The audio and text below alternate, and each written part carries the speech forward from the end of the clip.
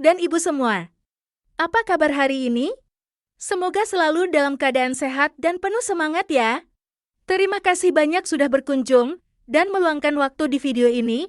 Dan buat teman-teman yang baru pertama kali mampir ke channel Sarjana Pendidikan, selamat datang. Pernahkah Anda merasa canggung saat bertemu orang baru? Grogi saat harus presentasi di depan banyak mata? Atau bahkan merasa sangat kecil di antara keramaian, berharap bisa sesantai orang lain? Jika ya, Anda tidak sendiri. Saya tahu persis bagaimana rasanya.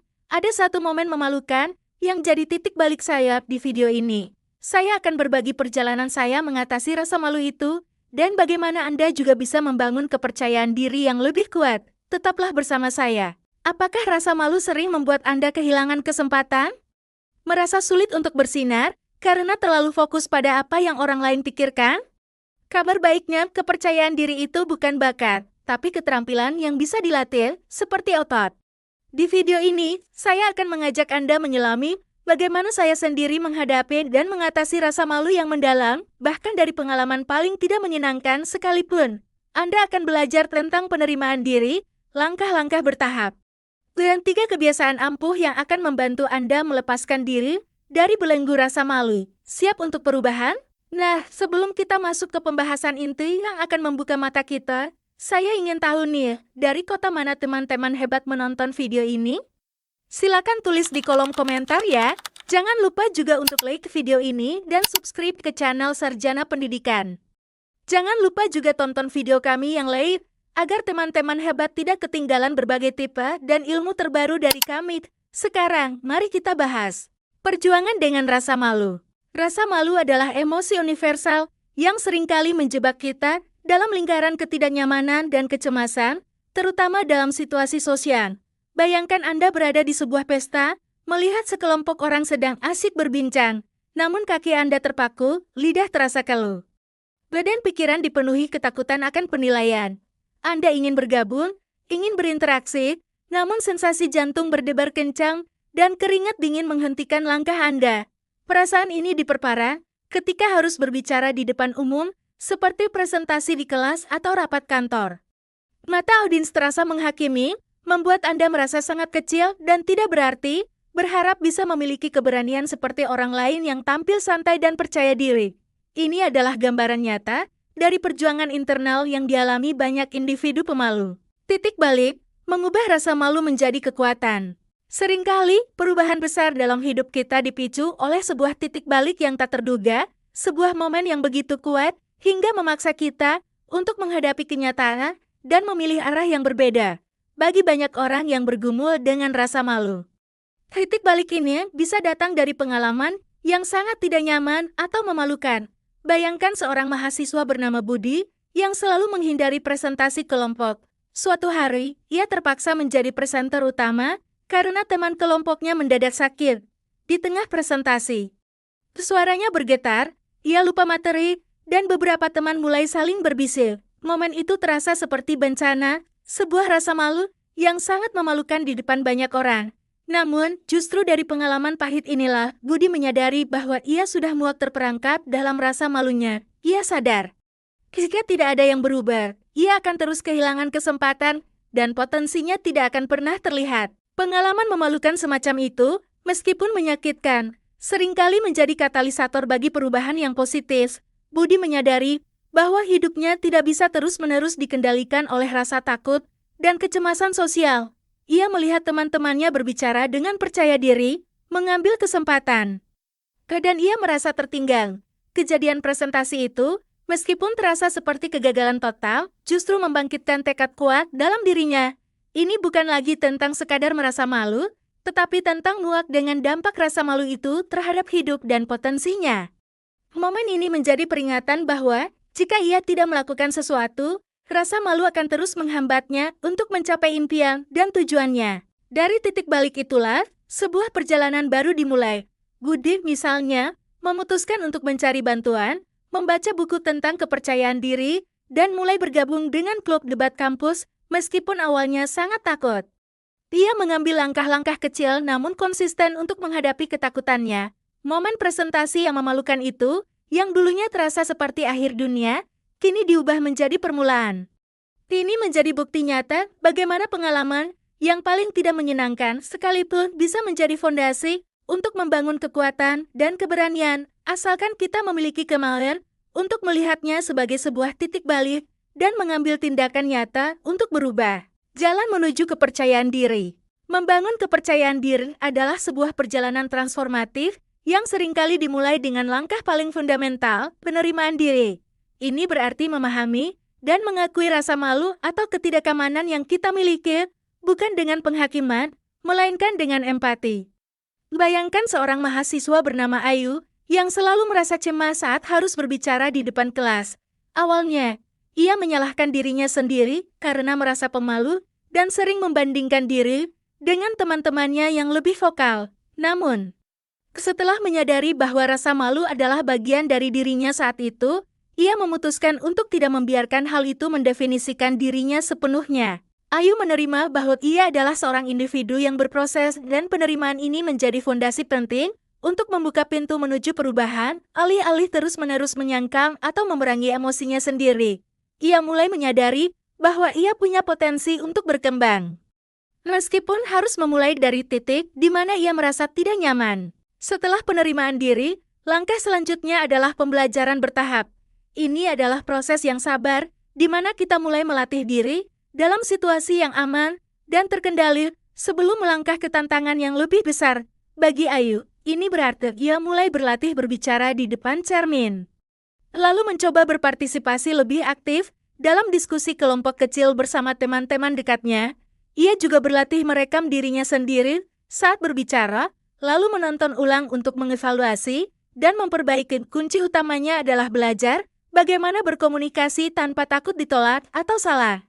Dan bagaimana tampil meskipun ada rasa gugup, tanpa harus memaksakan diri menjadi orang lain. Pembelajaran bertahap memungkinkan kita untuk membangun fondasi yang kuat sedikit demi sedikit, meningkatkan toleransi kita terhadap ketidaknyamanan, dan membuktikan pada diri sendiri bahwa kita mampu menghadapi tantangan.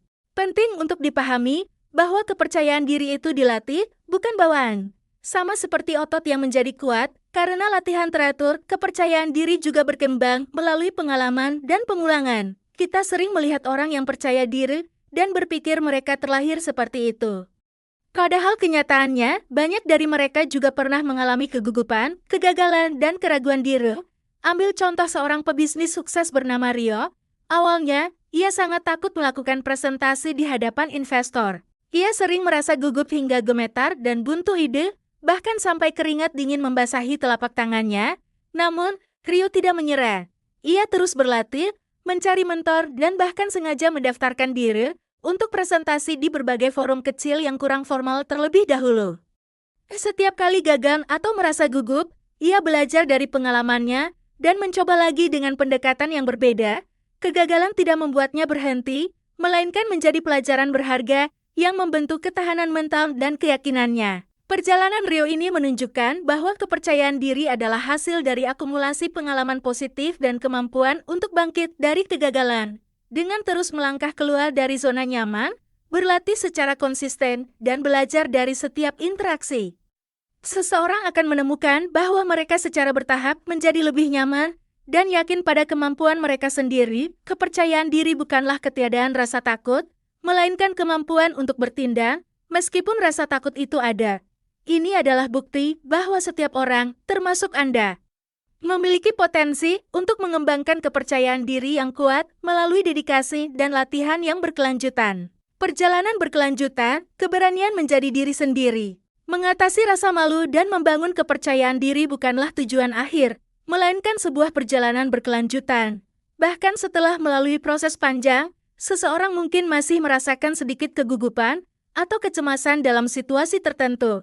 Namun, perbedaannya terletak pada bagaimana mereka menyikapi perasaan tersebut.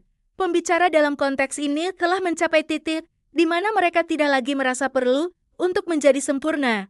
Mereka tidak lagi membiarkan ketakutan akan kesalahan atau penilaian menghalangi mereka untuk bertindak. Fokus utama mereka beralih kepada menjadi diri mereka yang paling jujur dan otentik. Ini berarti menerima bahwa ketidaksempurnaan adalah bagian dari diri manusia, dan justru disitulah kekuatan sejati ditemukan. Misalnya, seorang penyanyi bernama Saran meskipun sudah sering tampil. Terkadang masih merasakan sedikit getaran di suaranya sebelum naik panggung besar. Namun, alih-alih berusaha keras untuk menyembunyikannya atau merasa cemas berlebihan, ia justru menggunakan kegugupan itu sebagai energi, menjadikannya bagian dari penampilannya yang jujur dan apa adanya. Fokus pada kejujuran diri inilah yang membebaskan seseorang dari tekanan untuk selalu tampil tanpa celah dalam kehidupan nyata. Ini bisa berarti bahwa seseorang yang dulunya sangat pemalu dalam berinteraksi sosial, kini mungkin masih merasakan sedikit canggung di awal percakapan dengan orang baru. Tetapi ia tidak akan mundur atau membiarkan rasa canggung itu menguasai dirinya. Ia akan tetap melanjutkan percakapan, menunjukkan kepribadian aslinya, dan mengakui bahwa ia sedang dalam proses belajar. Perjalanan berkelanjutan ini mengajarkan bahwa keberanian sejati bukanlah ketiadaan rasa takut, melainkan kemampuan untuk bertindak meskipun rasa takut itu ada. Ini tentang terus maju, belajar dari setiap pengalaman dan merayakan kemajuan kecil sambil selalu berpegang pada esensi diri yang paling jujur. Dorongan untuk orang lain, berani menjadi diri sendiri. Bagi Anda yang merasakan beratnya belenggu rasa malu, penting untuk menyadari satu hal krusial, Anda tidak sendirian. Jutaan orang di seluruh dunia bergumul dengan perasaan yang sama, mulai dari kecemasan saat berbicara di depan umum hingga kesulitan menjalin koneksi baru. Mungkin Anda sering merasa minder, atau mengira hanya Anda yang merasakan kegugupan ekstrem dalam situasi sosial. Namun, video ini adalah bukti nyata bahwa banyak yang telah melalui perjalanan serupa dan berhasil menemukan jalan keluar. Kesamaan pengalaman ini bukan untuk membuat kita berpuas diri dalam rasa malu, melainkan untuk menjadi landasan empati dan pemahaman bahwa perubahan itu sangat mungkin terjadi. Langkah pertama yang paling krusial dan harus datang dari diri Anda sendiri adalah mengambil inisiatif untuk berubah. Tidak ada yang bisa mengubah Anda kecuali Anda sendiri yang memulai. Ini adalah undangan untuk berani melangkah keluar dari zona nyaman Anda. Pada intinya, kepercayaan diri adalah tentang berani menjadi diri sendiri. Ini bukan tentang menjadi pribadi yang paling lantang, paling populer, atau tanpa celah. Sebaliknya, ini adalah tentang memiliki keberanian untuk menunjukkan siapa Anda sebenarnya. Dengan segala keunikan dan ketidaksempurnaan Anda, ambil contoh seorang penulis bernama Rina. Ia selalu bermimpi menerbitkan bukunya, namun rasa malu dan takut akan kritik membuatnya menunda bertahun-tahun. Ia sering membandingkan dirinya dengan penulis terkenal lain dan merasa tidak cukup baik. Namun, setelah menyadari bahwa setiap orang memiliki suara uniknya sendiri, ia memutuskan untuk memberanikan diri. Rina akhirnya menerbitkan bukunya, meskipun ada rasa gugup dan takut akan penilaian. Ia tahu bukunya mungkin tidak sempurna di mata semua orang, tapi itu adalah karyanya yang jujur. Keberaniannya untuk tampil apa adanya, tanpa menyembunyikan diri di balik topeng kesempurnaan. Itulah wujud nyata dari kepercayaan diri yang ia bangun. Jadi, mari kita sama-sama berani memulai dan merangkul diri kita yang paling otentik. Ajakan bertindak bersama berani berubah. Setelah mengikuti perjalanan ini, memahami bahwa rasa malu bisa diatasi dan kepercayaan diri dapat dibangun, kini saatnya kita bersama-sama menyebarkan inspirasi ini. Jika video ini telah menyentuh hati Anda, memberikan pencerahan, atau bahkan hanya sedikit harapan, kami memohon bantuan Anda untuk membagikan video ini kepada orang lain yang mungkin merasakan hal yang sama. Ada begitu banyak individu di luar sana yang bergumul dalam kesendirian dengan rasa malu, merasa tidak terlihat, dan membutuhkan dorongan ini. Bayangkan sebuah domino effect. Satu orang berbagi, yang lain terinspirasi, dan lingkaran keberanian ini terus meluas. Misalnya, seorang penonton bernama Arya, setelah menonton video ini, langsung membagikannya ke grup teman-teman lamanya yang ia tahu punya masalah sama. Ternyata, beberapa temannya merasa sangat terbantu dan memulai langkah kecil untuk berubah. Ini menunjukkan bahwa satu klik tombol bagikan bisa jadi titik awal perubahan besar bagi seseorang. Selain menyebarkan pesan positif ini, kami juga mengundang Anda untuk menjadi bagian dari komunitas kami dalam perjalanan peningkatan diri yang tulus. Jika Anda ingin terus mendapatkan konten yang memberdayakan, strategi praktis, dan inspirasi untuk menjadi versi terbaik dari diri Anda, pastikan untuk berlangganan saluran ini. Setiap dukungan dan langganan Anda tidak hanya membantu kami menjangkau lebih banyak orang, tetapi juga memotivasi kami untuk terus menciptakan materi yang relevan dan mendalam. Mari kita terus belajar, tumbuh, dan berani menjadi diri sendiri. Langkah demi langkah, bergabunglah dengan kami sekarang. Mungkin itu dulu ayah ibu hebat yang bisa Sarjana Pendidikan bagikan hari ini.